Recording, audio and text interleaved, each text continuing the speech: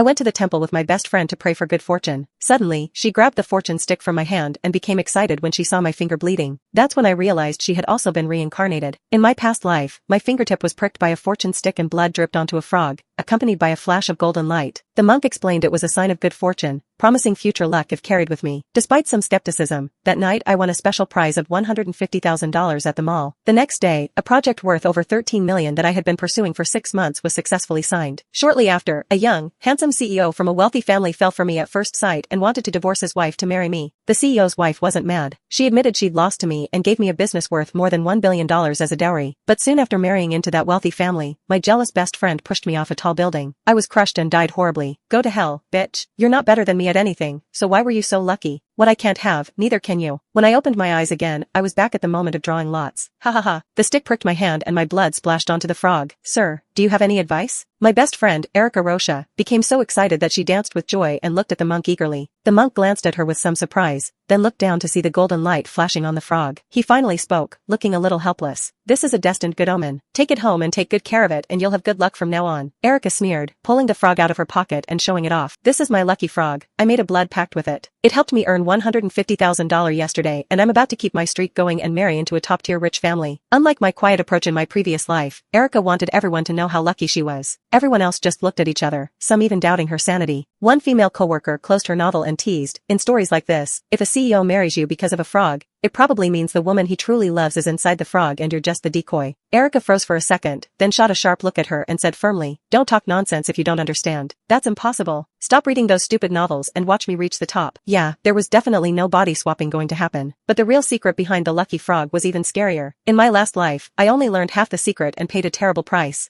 I wondered if Erica could be smart enough to uncover all the secrets. I was even more curious about what would happen to her. Footsteps came from outside and the company's big client had arrived. Our team had been chasing this order for over 6 months, but we still hadn't sealed the deal. That's why Erica and I went to the temple, hoping for some luck to finally close it today. Erica's eyes lit up. She carefully put the frog into her pocket and said, I'm going to land this deal. But no one took her seriously because she was known for slacking off. Erica snorted, you all look down on me? Just wait and see. Today, Mr. Lincoln from the other party came personally, making the negotiation even tougher and it looked like they were headed for a deadlock. Ribbit. Suddenly, a frog croaked in the meeting room. In such a serious meeting, there's a frog in your room? Across the table, Mr. Lincoln's assistant asked in disbelief. The tension rose immediately, but Erica stayed calm and confident, locking eyes with Mr. Lincoln. Sure enough, Mr. Lincoln's stern face softened. Whose frog is this? It's mine, Erica quickly replied. I found this lucky frog when I went to the temple to pray. After hearing that, Mr. Lincoln laughed for the first time. How interesting. Since it stands for good luck, we have to sign this deal to honor Miss Rocha. I believe it's a good sign for all of us. And just like that, after 6 months of negotiation, the deal was finally closed. After Mr. Lincoln and his group left, the news that Erica had landed a billion-dollar deal thanks to a lucky frog quickly spread around the company. The coworkers who once mocked her now gathered around to thank her. After all, this deal meant big bonuses for everyone. Despite all the praise, Erica, who loved showing off, seemed distracted, constantly scrolling through her phone. Then she saw Mr. Lincoln personally posted an invitation in the project group,